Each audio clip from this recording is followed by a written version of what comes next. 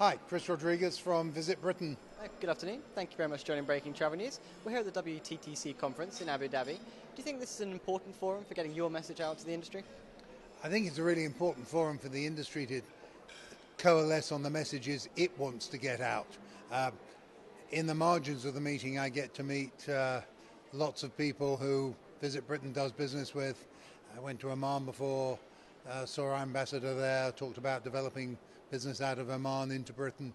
So being in the GCC is really important. I think you get a sense, if you didn't have it before, you absolutely get a sense about the Gulf hubs and their importance in tourism and travel in the next 20 years. Do you think there are any lessons that could be learned by Britain from Abu Dhabi? There's obviously a lot of spending here to develop the industry. Is there anything we can learn?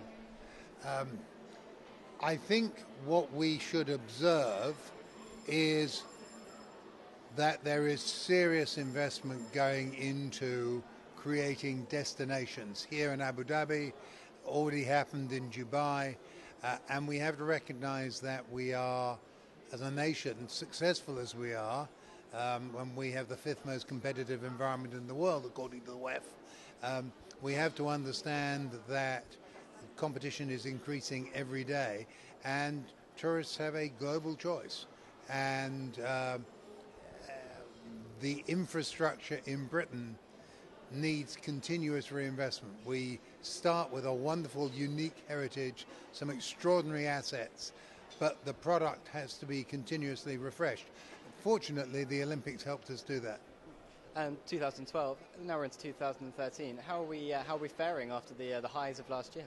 Well, I think the important thing was that last year was a high, which is against all odds.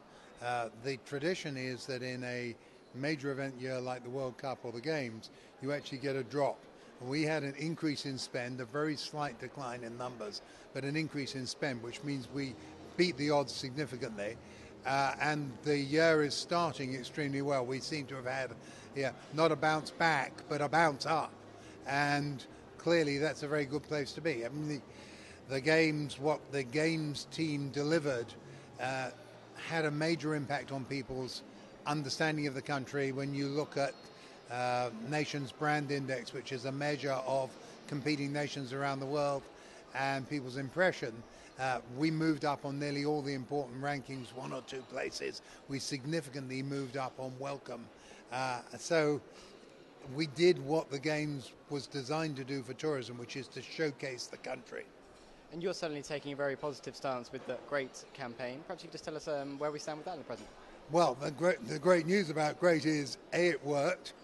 It's been seen in the key origin cities that it's been run in. So the Prime Minister has given us further money for that, so as a continuation, slight refocusing of the cities, but basically a continuation of the campaign.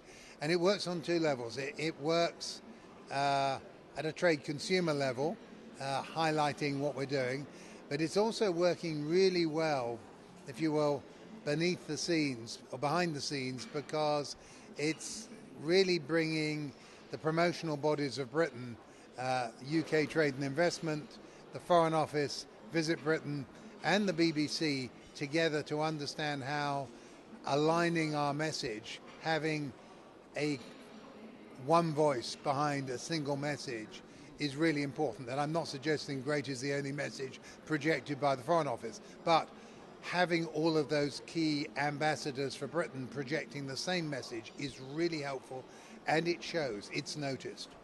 Thank you very much for your thoughts this afternoon. I see delegates are going back in, so I'll let you get back in. Thank you. My pleasure. Thanks.